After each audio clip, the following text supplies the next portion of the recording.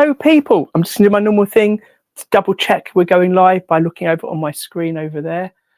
Today, it's quite interesting, I'm going to try 3 different things, very related things. Oh, by the way, I've got this guitar I'm working on at the moment here. It's not for today's live stream. Yeah, that seems to be working. Just double check the sounds coming through. Yeah, there we go. Perfect. So, right, what I'm going to do today, let's get rid of this guitar. This is one of the guitars I'm working on for my book about customizing guitars, coming out in October 2025. This has had various different techniques put on it. At the moment, I'm using Posca pens. And the necks that I'm going to demonstrate on are 3 necks for that book. I'll just move this out of the way. Essentially, I'm doing the same thing in 3 different ways. So let me just turn my camera around. Let's make this the main one. Oh, here we go. I'm going to turn this camera around so you can see the 3 necks that I've got here. This camera seems to have a slight delay on it, so apologies for that, but it's not my main camera, so it should be okay. So what I've got are 3 necks. There's a bass neck at the top. Oh, let's just see before I carry on, tell you what I'm doing. This is live. I do my weekly live streams, and we've got Curtis in the chat. Hey, Curtis, I hope you are well. So I've got these 3 guitar necks. Well, this one's a 5-string bass. This one is a 4-string bass left-handed, and this one is a standard 6-string guitar. This neck actually needs a lot of work on it. I'm going to be taking the frets out and cleaning it up. I'm refretting it all. But first of all, what I want to demonstrate today is how to upgrade the fret markers without doing major work to the neck. So potentially you could do this on your neck without doing what I've just said I'm going to do to this neck. So for example, this Encore one, I gave it a clean up before. I'm actually going to be painting the neck, but otherwise that's fine. And this one here, this 5 strings, a new neck, putting in these, upgrading the fret markers. It was a cheap neck I bought secondhand, and then all that's happening on that is a wax finish, so nothing sort of fancy happening. So you could do this on any guitar you've got. I've taken the necks off, they could still be attached as long as the strings aren't there. I am on this one, the 5-string one, I'm going to be using some mosaic pins. So this is a mosaic pin. Don't know how well that's going to come out on the camera there. The end of the mosaic pin, you can just about see, has got a star in it. Apologies for my dirty hands. It's been a day of sanding and buffing. And the star is built into the mosaic pin.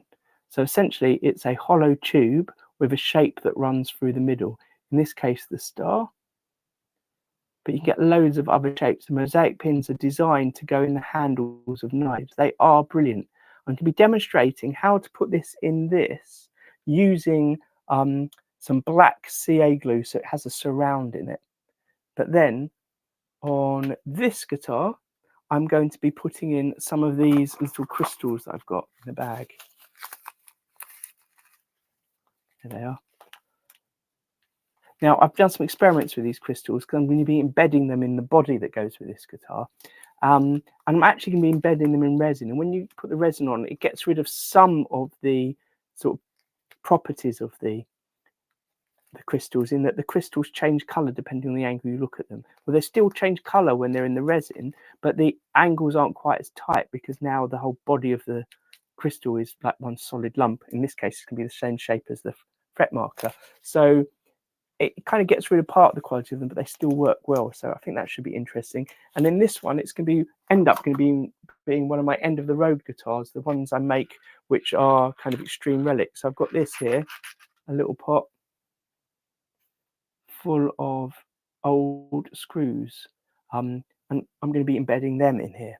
Now I'll go through the process I'm using, and like I said, I'm going to do each one very slightly differently. I'm only going to do one in each so I don't take up too much of your time.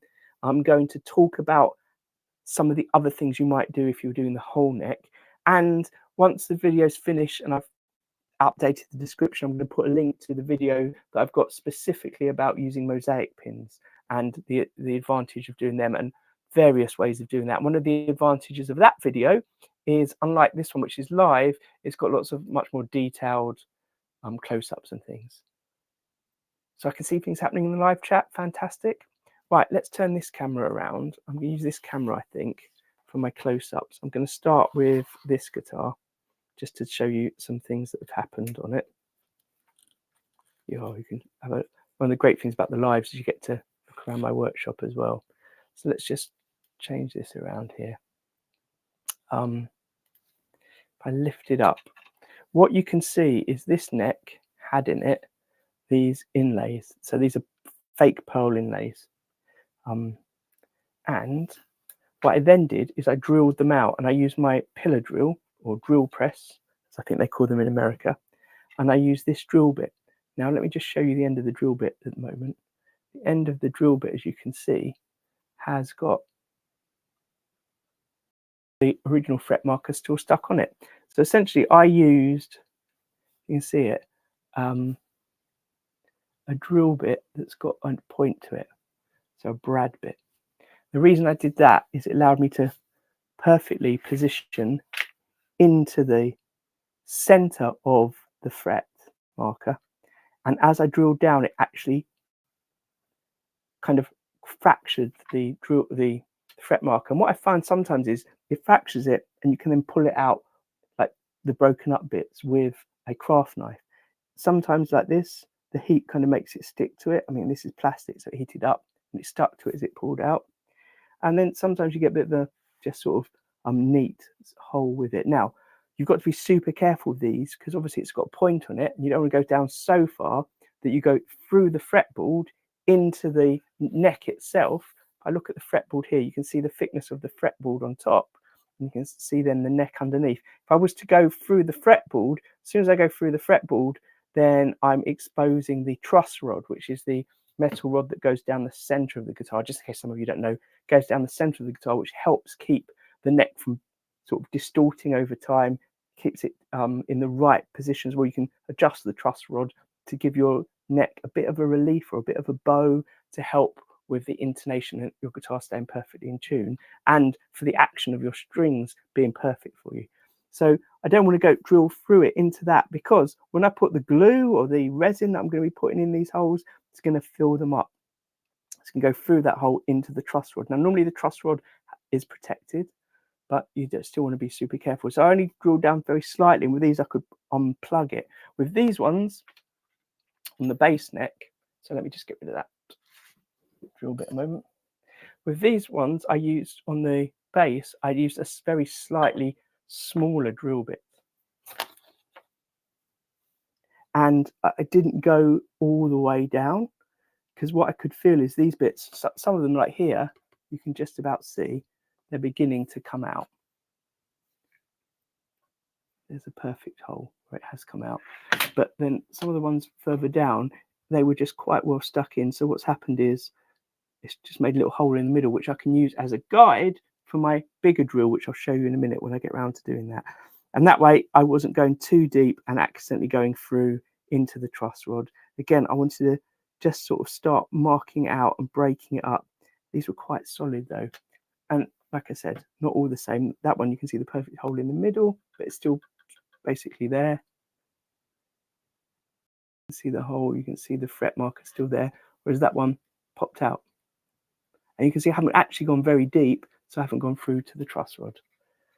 Fantastic. Now, we've got a number of people watching. Thank you. Hello, everyone. I know not everyone can chat because not everyone has an account or is able to chat.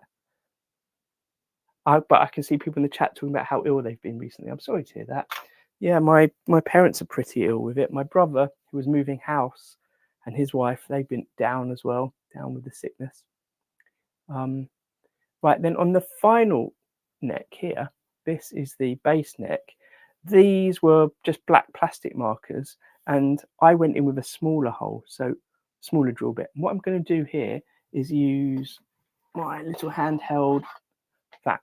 Now, this is just a car vac. I see it in the other camera, maybe a bit better.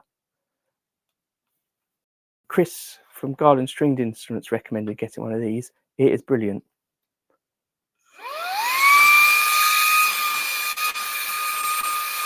I use it all the time. Sucking the dust up is great.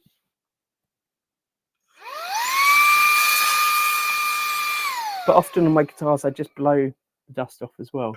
Now what I want to show you on this is quite interesting. I've drilled the hole, but you can still see the black mark around it because I drilled a smaller hole. That might work really well if, for example, I was to put the crystal in this, it would already have that black mark around it. But this one is the one that's going to be having the mosaic pin in it. And as you can see, that hole is too small.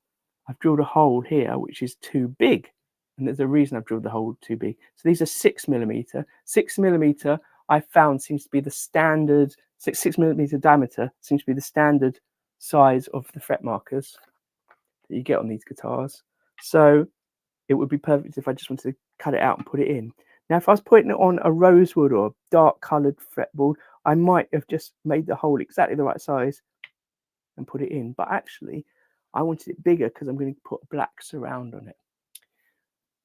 Now with all of these, there's going to be some chip out and stuff that happens with the drill bits. So what I've got here is my craft knife, and instead of sanding here, because I don't want to damage the fretboard around it, I'm just going to start.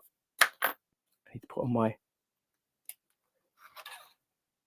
these on, and we see. Oh, by the way, some people like my crackle finish that I did last week, the black with the blue showing through.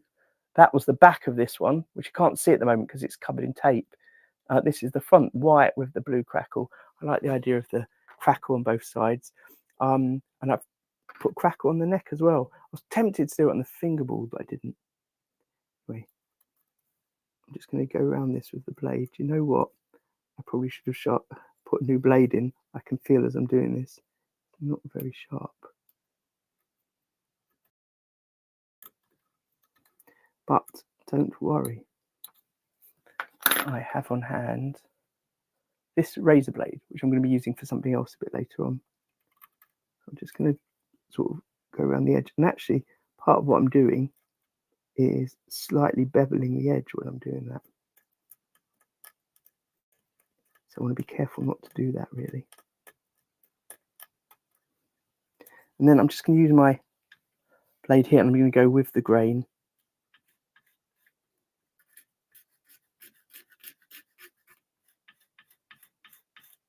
There you go. I can see it flattening down. It might be really hard to see in the camera here, but I can see some of the grain has flattened down there a bit, overlapping the hole. So I can just go around with the blade. This is super tricky to do on camera. Well, for those of you that tuned in last week for my live, when I finished, I spent 40 minutes maybe with my new soldering iron and solder, working away until I got used to the technique that I needed for them. It was quite different to my old soldering iron and solder. So it's quite a surprise for me how radically different it felt, and how I had to change my technique quite a bit to work it.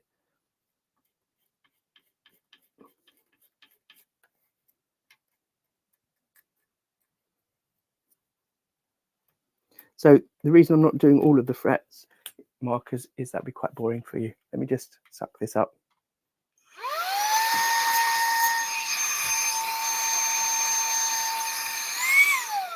Now I'm going to show you how I cut my frets. I cut my fret markers even. So let's just adjust this camera here.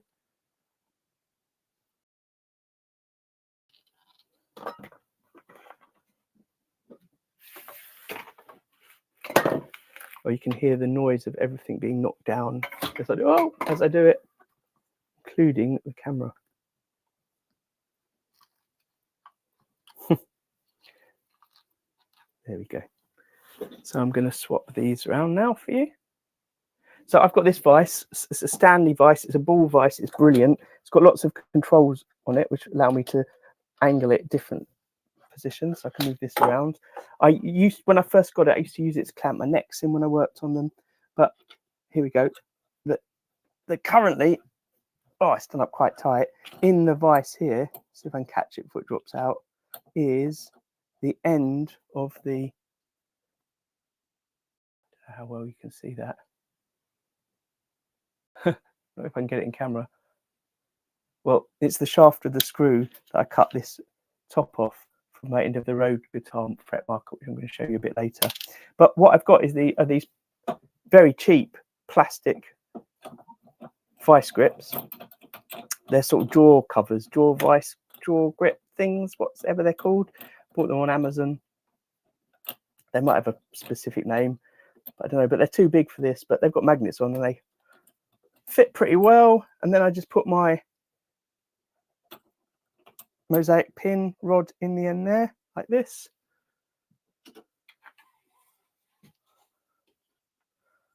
Here we go, like that. Ooh. I don't know if any of you have done this before. I saw Aaron from Adair Guitars, actually, for one of my old Luthier's lunch breaks that I used to make. He made a little video demonstrating how he cuts rods like this using a wooden block they just cut holes into, and he slices it in, puts it in, and then does exactly what I'm going to do here. Once it's in place, I can put my saw on there and cut. Of course, I wouldn't have it sticking out so far. I push it in just to where I need it and cut off just the thin bit here. Now, it only needs to be maybe 3 millimeters thick in order to cut it off. I won't bore you with watching that. I used to use a Dremel with a cut-off bit to cut the screwdriver ends off. The screw bits ends off. So I just had the heads. But I found actually just using a good saw does the job, hacksaw. And I prefer the big ones to the junior ones. Right, let's move the cameras back round so you can see what I'm doing here. I don't know if it's a bit trippy having multiple camera shot angles at the same time. I didn't really advertise today's live stream, so soft jaws, maybe they're called soft jaws. Yes, did you see my Stanley safety goggles in the background? I do like them. They were recommended by Adam Savage, Barry. I wear them quite a lot. They work quite well over my glasses and they don't steam up too much, which is obviously always a problem when you're wearing glasses. Needless to say, everything I'm doing here is with safety in mind. I'm going to be using super glues and resins later on, and normally I'd wear a mask when I was doing it, but I haven't this time because I can't talk when I'm wearing them. So there is the little piece that I cut off. Instead of showing it with my dirty fingers, let's pick it up with some tweezers. What I'll do is I'll just make this full screen. Now what you can do there is you can just see through the star. And what I actually do when I cut it off is I use a file just to go over it to make it flat. And then I use a scalpel blade just to go into the holes here, just to make sure they're clean, because sometimes you get a bit of burr where you've sanded it over on the edge. Excellent. Now let's go back here. What I have is a range of glues from O3A adhesives. I will put in the description my affiliate link. So if you do want to buy any of these, you can get a little, I get a little knockback. I don't know if it's very much, but every little helps. And I use O3A because I do like them. So I've got this black here. This is the medium thick, and they also have a thick one. I always recommend when you're using super glues or CA glues like this to save the bottles, although it doesn't always work because sometimes I'm a bit too lazy to do it. Hold on, I've left, there it is. Just use some of these, they're often called whip tips. And if you put it on the end of the bottle like that, it basically means that you can just change it every time and the end of the bottle doesn't get too clogged up, which is something I really hate. It seems to be that I end up with a lot of glue that I don't get finished, because just like this one, the lid has basically glued itself together. Fantastic. Anyway, I don't need the thick one, I don't think, so I'm going to use the medium one. But first of all, I'm just going to drop this in to see how it fits. And what I really want is it to be right in the middle of the hole and raised to the surface or slightly above the surface so I can sand it back. So that will involve me using my scalpel, just so I am now, to raise it slightly, and also hold it in place while it dries. Now, what I do is I don't fill it all up with glue to start with. Let's move this. So sorry if I can't check the chat and stuff while I'm doing this. I've got my O3A kicker as well. If you've never used kicker before, it's like an accelerant for super glue, for CA glue. It means it basically hardens very, very quickly, cures very quickly. You could spray it in first and then put the glue in, but that would mean that it will probably harden before I put my marker in place. So what I'm going to do is put some glue in, and not put too much in, because I don't want it to sort of be sinking in it. This glue that I'm putting in now is just to hold it in place at the right height. It's like a blob. It's where the thick glue would have helped, but the lid's stuck on and I can't be bothered to waste your time. So I'm just going to put that in. I can see I've drilled my hole. Oops, drilled my hole too deep. What an idiot. So I've just got glue around the sides. Sometimes I would mask this off so I don't get glue around the sides. It probably doesn't matter too much because how I'm going to end up treating the board afterwards. But you don't really want super glue on your bare wood because it does seep through into the grain. Let's drop that in. There we go. There it is.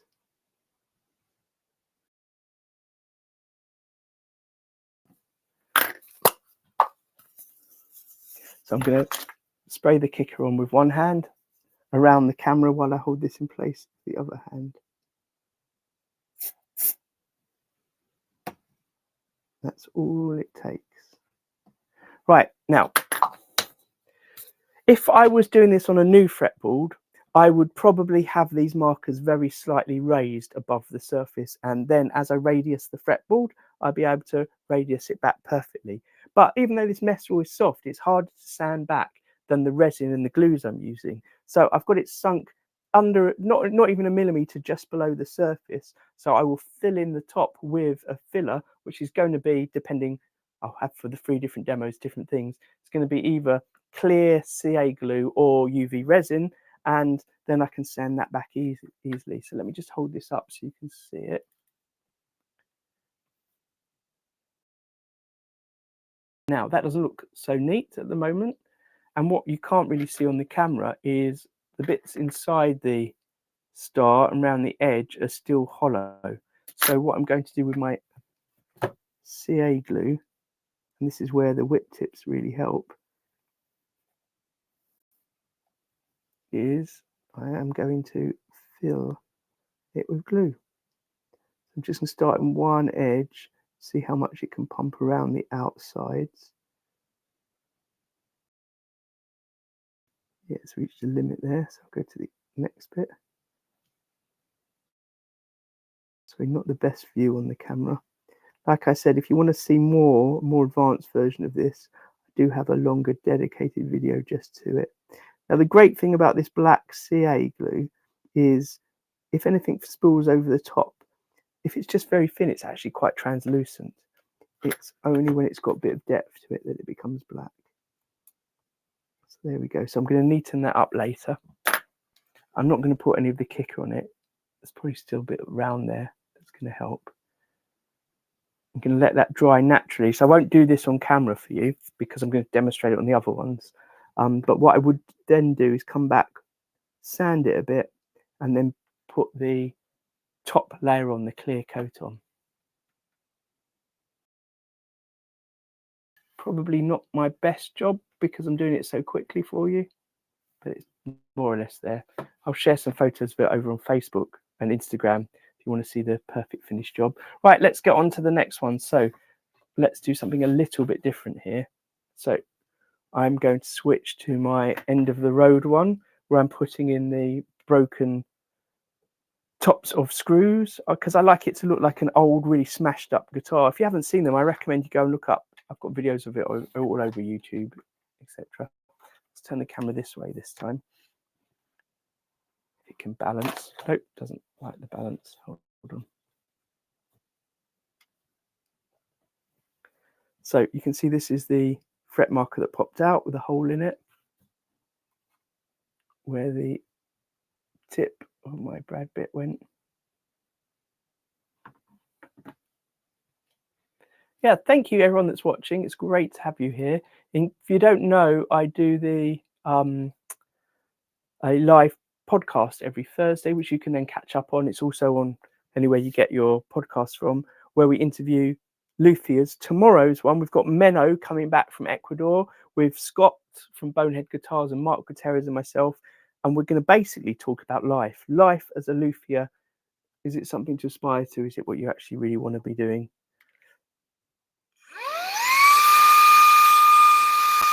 Barry just asked what happened to Luthier's Lunch Break, which was the compilation show that I used to do, made up of shorts and like up to 2 or 3 minute videos by people giving tips on various luthier things. You can just about see the marker there. Well, that used to take me over a day to edit. I'd do one a month, and on top of that, I also used to have to chase people. So it was about a day and a half to 2 days a month I spent on it. You know, it didn't really help anyone. I don't think many people were getting much support from it. It didn't really help me financially. It's something I had to drop. Just like a lot of the things I'm doing at the moment, I can't really justify doing the podcasts I just mentioned, which we do every week. We're on 75, 76 episodes now. It takes up a day a week, unpaid. I can't really do that anymore. So I'll be making some changes to that soon. So stay tuned. And that's why I'm doing these live streams in the evening. I can kind of justify it a bit more once all my family are in bed. Now, I deliberately have throughout this fretboard screw heads of different sizes. So some of them fit perfectly into the holes. This one's going to fit perfectly, for example, in there. Excellent. And some of them I make too big. And when I drill the hole to fit, which is quite important, I'll show you how to do that in a minute, I sometimes do it a little bit off center because I like it all to look a bit wonky and used. So because that's a bit bigger, I could go down a little bit maybe. But anyway, so let me check the hole. Where's my drill bits? I think I've got it out ready and I don't know where I put it. Oh no, look, there we go. A 10 fits perfectly. So I'm going to use the 10. I would normally do it on my pillar drill or drill press. I believe drill press is what they call it in America. Pillar drill is what I was taught when I learned woodworking at school from Mr. Chislett. Mr. Chislett was my Welsh CDT, craft design technology teacher. I did that through to A level. Yeah, it's a big shame it wasn't more popular, Barry. I hoped Luthier's Lunch Break, like I hope the podcast, would take off, and they haven't really. So I've got to put some work into that. I do it all on my own. It would be good to get it to work in some way. Right, let's go from different angles. I'm going to do it with my hand drill here. Got to be super careful not to go all the way through into the actual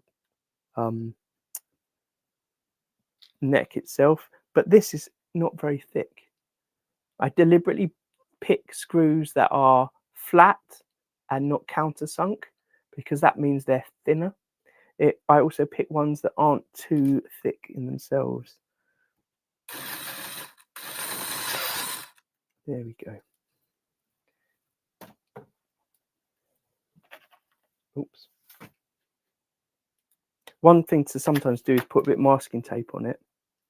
So if you were doing this with something you wanted to look really neat, a bit of masking tape might help stop any chip out. But these are my really worn, rubbish looking guitars that people are always amazed by how well they play.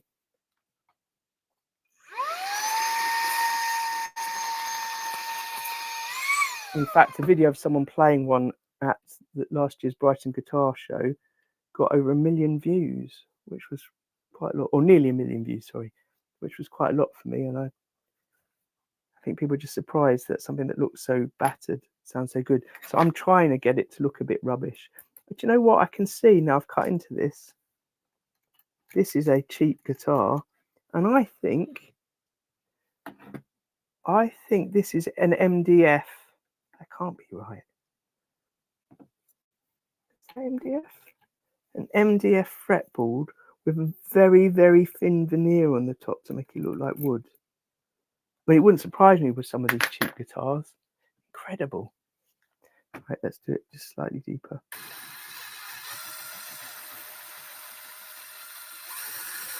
When I first did this, I took one of my bits with the point on, Brad bits,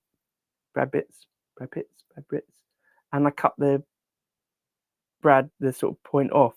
So then basically what I had was a drill bit that was just deeper at the sides, dug deeper around the sides than in the middle.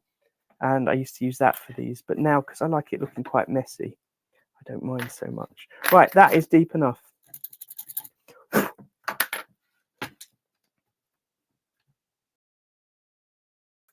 And I'll just check with my, oh, I can see with my blade going over it, it's not actually deep enough. Because if I put the blade in the middle, it's, oh, is it? It's maybe a millimeter, not even a millimeter too high. So what I could do here is file back the back of the bit, the back of the screw head.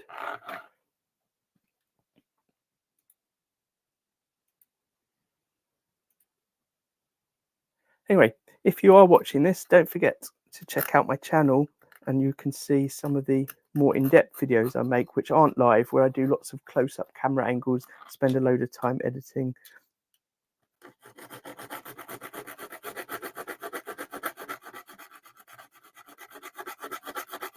So what I'm doing here is just trying to file off the little burr from the back of the screw, the head, where that screw was attached. I still might find I need to drill it very slightly deeper.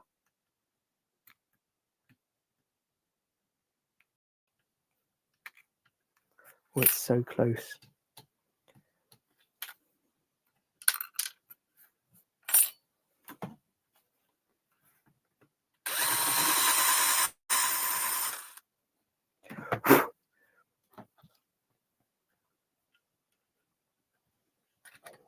So when I do up this guitar, I'm going to smash the headstock up so it looks really damaged. I'm going to relic the back of the neck. I've got loads of videos on relicking if you want to see how that's done. And I'm going to have to relic the fretboard somehow. So what I was thinking is I might deliberately damage some of the fretboard, then fill it and then coat it with, so it's got a clear coat on top, just like a maple fretboard might have. That would make the fretboard nice and smooth and perfectly finished, but under the surface look damaged. So I'm going to end up chipping out more of this, I think. And I might even do some scratches in it as well to show where. But for now, for this demo, I'm going to try and fill it so it's nice and flat. So same principle as before. I'm going to put some glue in it. This time I'm going to use my 03A thick. And this is the example of why I should be using the whips on the top of all of them. Look how crusty that top is. The lid doesn't fit on anymore. Give it a shake. The thick one is nice and thick, which is great.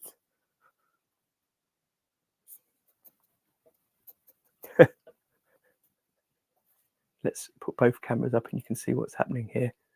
Just doing a lot of shaking. Oh, by the way, I'm wearing a Saul Good guitars top. Corey from Saul Good is basically the person that initiated, I think, the Guitar Builders Collective on social media by having the Instagram. And if you don't follow the Instagram, it's great. I'm over on Instagram, and by following the Guitar Builders Collective before I was part of it, I got to meet and follow loads of other really good guitar builders.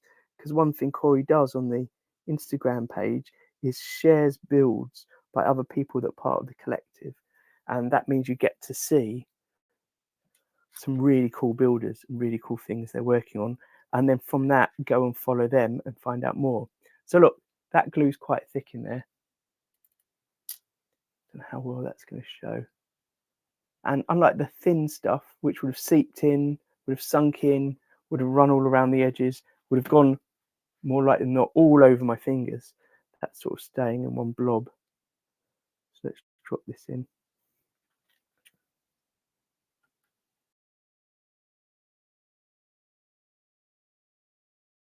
Now, what I like to do when I do these is do all of them up to this stage. I'm going to put a bit of kicker in. The kicker will get round the back. Do up to this stage and then fill them with either the resin, or in this case, I'm going to use the thin O3A adhesive.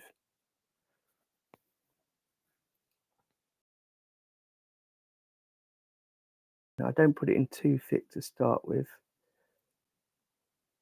I'll fill it around the edges. I'll fill the inside of the screw up. And then I try not to use the kicker on it too much. There's still a bit of the kicker that's coming through and it's sort of whitening up a bit. That's annoying. That's the problem of rushing it. Do you remember I said I'd do them all and then I come back and do it? Because it had some of the kicker on it. The kicker's made it go white. Anyway, it doesn't look too bad. The other thing is normally I have rusty screws. I didn't have any handy for today. And then what I'll do is once they're all done, put a bit of the CA glue in, let it cure, and then put another bit in. So you can just about see it in there. It's got that white on it. That camera's not showing it very well. But never mind. On the next neck, where I'm using the crystals, instead of using the CA glue, I'm going to use the UV resin. Oh, I'm literally kicking myself, pardon the pun, for putting that in after putting the kicker in, because my whole point was I don't do it when the kicker's there because it can make it go white. But never mind, I will fix that. I might even pull that one out and do it again. But that's the principle, to put the glue in. And the most important thing is you put the CA glue in to start with so it's inside the hole and not overlapping the top. We'll talk about overlapping the tops on the next one, which is going to be the base over here. Let's do some moving. Whoa.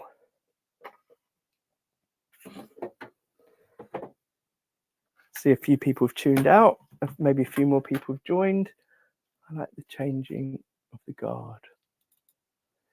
All right, last one. So here, let's go with this one.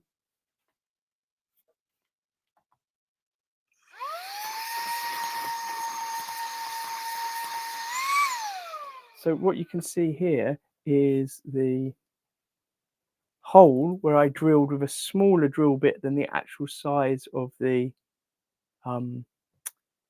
fret marker itself, and the fret marker itself hasn't pulled out because it's quite solid, and I didn't want to risk drilling in too far with that bit that's got the point on it in case it chipped it out completely. So now what I'm going to do is get my drill bit of the right size, which should be the 6.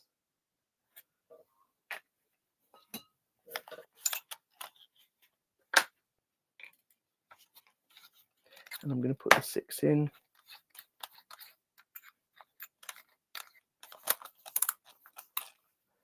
I'm going to drill it.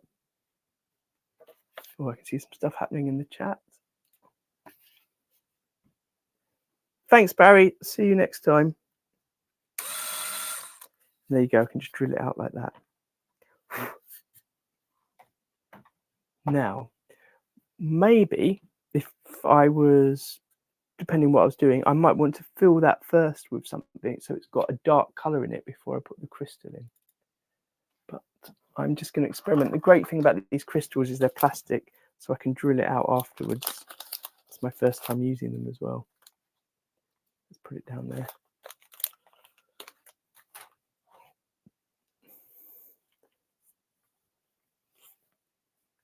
Don't know how well you can see that,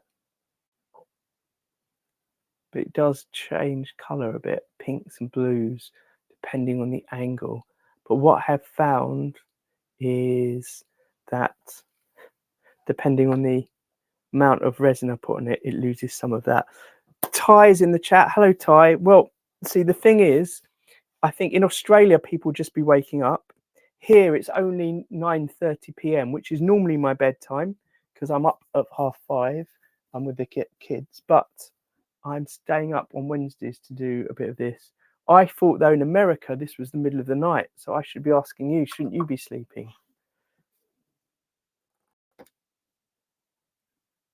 That wasn't that good. This is a wax crayon, which is meant to be good for picking up the crystals. I've got to say, I don't think it was that helpful.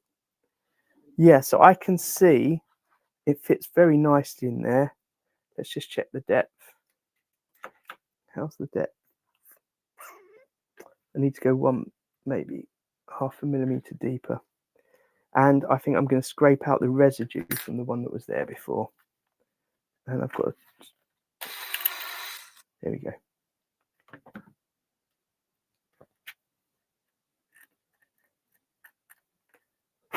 Ty, have you been to NAM this year? If you're still there, that is. So there's the hole I've just drilled. I've got my special mix, methylated spirits and acetic acid, or basically vinegar. And it's really good cleaning mix. Oh, 3:40 in the afternoon there. Yeah, I totally got that wrong. Oh, so this might be a good time for me to be doing them in. So I learned this mix that I've just used here from a guy that taught me French polishing, who had been French polishing, it felt like, but longer than I'd been born. He was like an old man who was really good at it, a great teacher. The white wine vinegar, sorry, not white wine vinegar, distilled white vinegar and methylated spirits. You can't get methylated spirits in America. And in fact, in Europe, I think it's called something else as well. But people just use rubbing alcohol there, which does exactly the same thing. I think you can get rubbing alcohol here, but it's not very common. So there we go. Let's just do one more check with this. Oh, hey, Bill's here as well. Yeah, that fits in pretty well. So what I'm going to do with this one,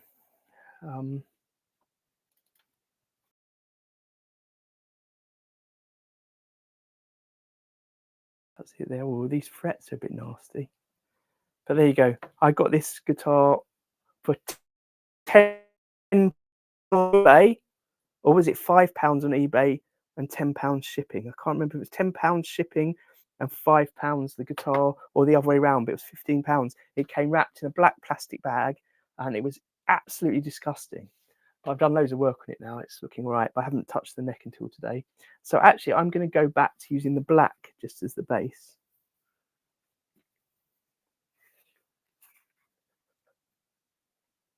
Oh, Ty said he didn't go to NAMM this year. I must say I haven't seen much of the footage of it on YouTube or online or on podcasts yet. But it does look like a really cool place to go. Can I get it in without it tipping into the glue? There we go. I'll get it right in the middle.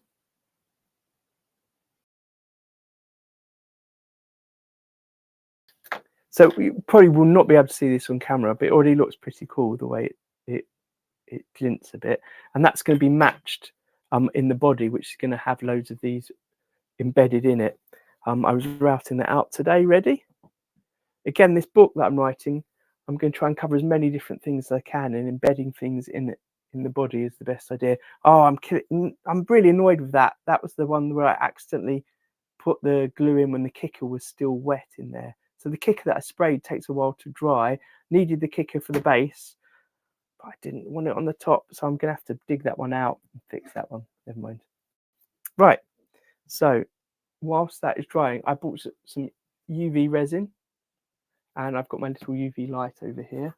I find that, let's switch the other camera so you can see it.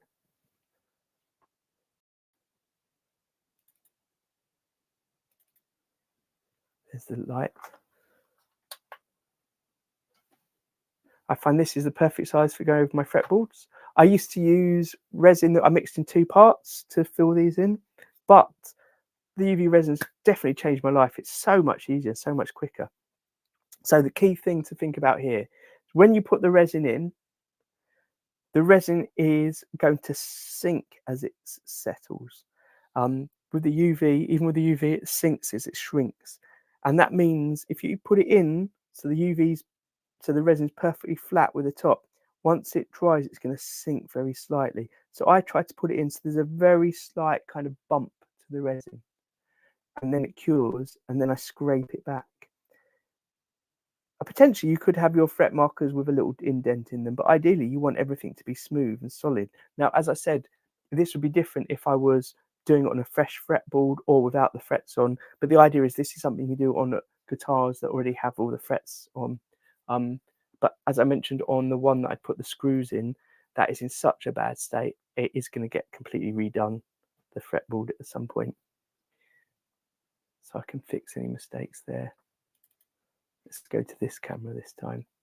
So, it's not best quality, but there we go. So I'm just going to drop on the top here.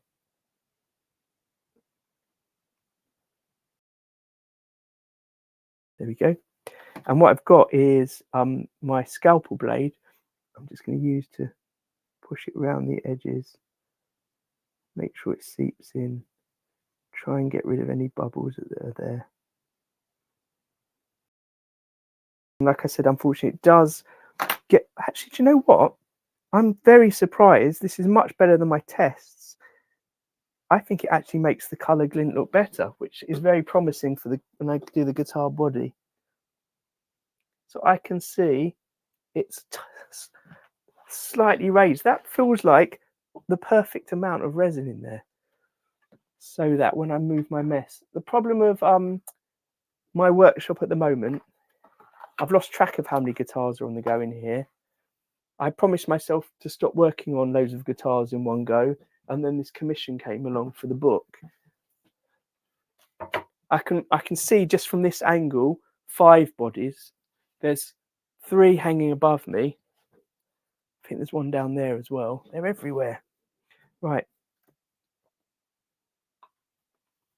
Now, this UV is meant to cure in 60 seconds, which is how long that light stays on for, but I always do it twice. And then what I'm going to do is I'm going to just scrape it back with this before giving it a little bit of a polish. Now, the fretboard is obviously radiused, so I'm going to use this very slightly, going over it, tilting it very slightly to match the radius. I don't want to scratch into the fretboard at all. It's a bit like you might do if you're cleaning up a fretboard, but I'm going to use my... Look what I treated myself to. For some reason, I bought this having spent an afternoon looking up 3D printed tape dispensers and a way I could put all 3 together, and then StewMac had a sale on, so I just bought this one. So I'm just going to get some of the tape like this onto my blade to just leave a gap about the size of the fret marker. Let's just put the light on one more time there. About the size of the fret marker. So I'm not going to risk catching the fretboard, particularly with the corners of this. I've done that before. It's a right pain when that happens. So see there, I've covered it, but there's still a corner. I'm going to wrap that corner up. Yeah, I don't know if any of you saw when Menno was on the podcast before. Menno moved to Ecuador. I think it was in San Francisco. Moved to Ecuador, set up a workshop there, and he had to deal with problems that none of us would really have to deal with, like bats flying in and pooing all over his equipment. Very large lizards and things skulking around. God knows what sort of insects are there. Yeah, but he's a very inspirational person to hear speak, so it should be excellent tomorrow. Right. You might have noticed I'm not really protecting these necks that well. I don't mind if they get a bit scratched up because, like I said, I'm doing paint jobs on the back of all of them. So let me try to angle this so you can see a bit better.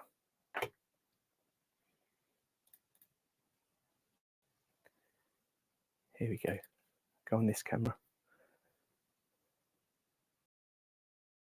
might just be able to see that as it's sunk down, maybe the resin sunk very slightly in, or maybe it's perfect. I don't know.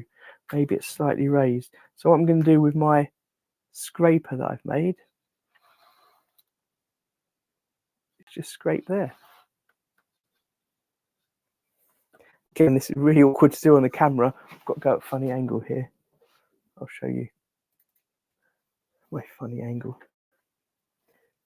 Glasses down. Oh yeah, I can feel I'm just catching the surface of the resin.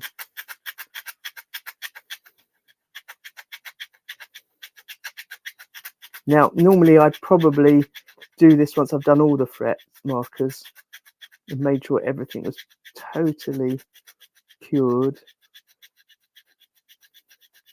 Even with the UV, once it's had its time on it, I like to leave it a bit longer.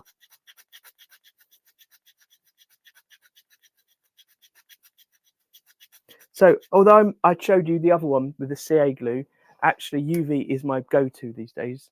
UV resin, it's brilliant. I think it was Chris from King Bespoke Creations that I saw do it first with UV.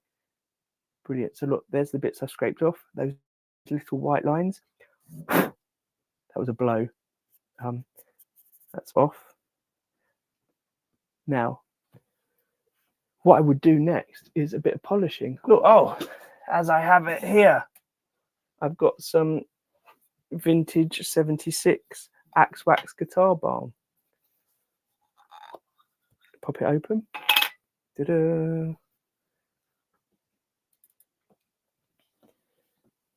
Now, have I got a cloth? Yeah. So again, I wouldn't do this until I've finished the whole guitar, and this is the last thing I do on the neck to treat the neck. But let's just do this one fret. Oh, nice work, Axe Wax. That brought out such a nice gloss on this encore. I wasn't 100% sure how good this neck was going to come up, because like I said, this guitar was in such bad condition when I got it. Look at that. Let's make it full screen. Right. I'll put better photos up when it's done on my Instagram and Facebook, so you'll be able to see it. I'm sure I'll be doing a video of the finished guitar. But that's brilliant. So that was really easy to do. You could even do it when the guitar was still attached to the neck. Very straightforward. I had the one that I buggered up a bit, excuse my language, by having that kicker in, so it's gone white. But basically the CA glue does the same as the UV. You just have to do it in a couple of layers and don't use the kicker. How annoying. So that one needs a bit of a clean up. And where have I put, oh there, where have I put the other neck? That's what I'm constantly doing at the moment in my workshop, where I put things, where have I put things. So now this is ready for the, look, I'm literally standing on top of each other.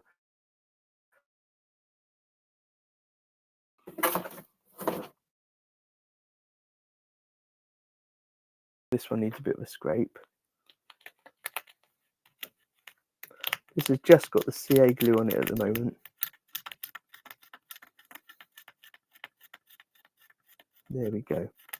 Any raised CA glues out the way.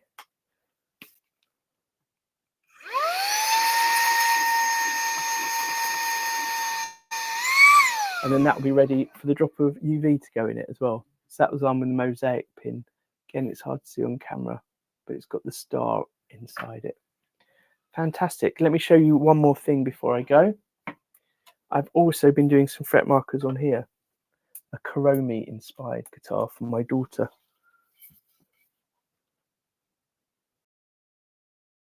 So it's not finished yet. Needs a top coat, clean up and a top coat on here before taking off my little covers that I've got on the frets. But what I've got here are fret markers done in different ways. So these smaller ones, they are water slide decals that I printed on my printer and then transferred on. And the larger ones I cut on my vinyl cutter. So it'd be just something like this, but with the eyes in it. and then I've basically transferred the vinyl cut onto the guitar. There you go. And I used a paint pen, a Posca paint pen, to fill it in, peeled it off, and now it's ready for the clear coat. I can't get it off now. Anyway, there you go. I thought that might be a nice thing to end on. So, if you don't know, I do these live streams every Wednesday. I also, for my members of the channel, I do other live streams. So on Mondays, I'm trying to do a live stream where I tour a different bit of my workshop to show off, not show off, but show the different tools I've got, different jigs I use, and how my workshop's laid out to make it more practical. This Monday coming, I'm going to talk about the cupboard up there, which you might have seen earlier when I was moving the camera around, and how I've arranged everything on the front of it and what's inside it. I also, although not this week or last week, I've been making small videos which are going to at some point go together in a big documentary. Oh, that's just disappeared. I'm making small short videos which will go together in a documentary about writing the book, how I'm sourcing bits of the guitars, how I'm building certain things, how I've got my room set up for photography at the moment. I've got cameras and lights everywhere, and also just the process of writing, because I'm not a writer. I've written loads of things for art galleries, which is what I used to do for a living, but not an actual book. So it's just interesting to hear how the commission works, how the advance works for the money, how I spent all the money almost straight away on parts and then excessively. Yeah, that's been a problem. But just how I'm working with an editor to write the content, to get the content to make sense, and how I'll then be working with a designer to fit it all together. Oh, it's quite an interesting process. It is exhausting. I'm doing very long days at the moment trying to get it ready, because my deadline for submitting it to the editor is the end of February, and then it goes to the designer and a different editor who then works with me to put that all together before it goes to print in October. It should be released end of October, hopefully end of October, so it's in time for Christmas. Thank you again. Right, and let's just double check the chat before I go and remind you.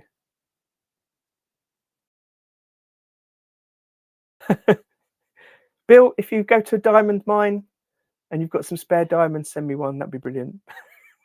Right. Yeah, don't forget tomorrow, Menno, that's 1 p.m. GMT.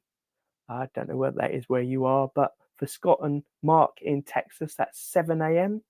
And I believe that's 11 p.m. in Melbourne. Thanks. Bye.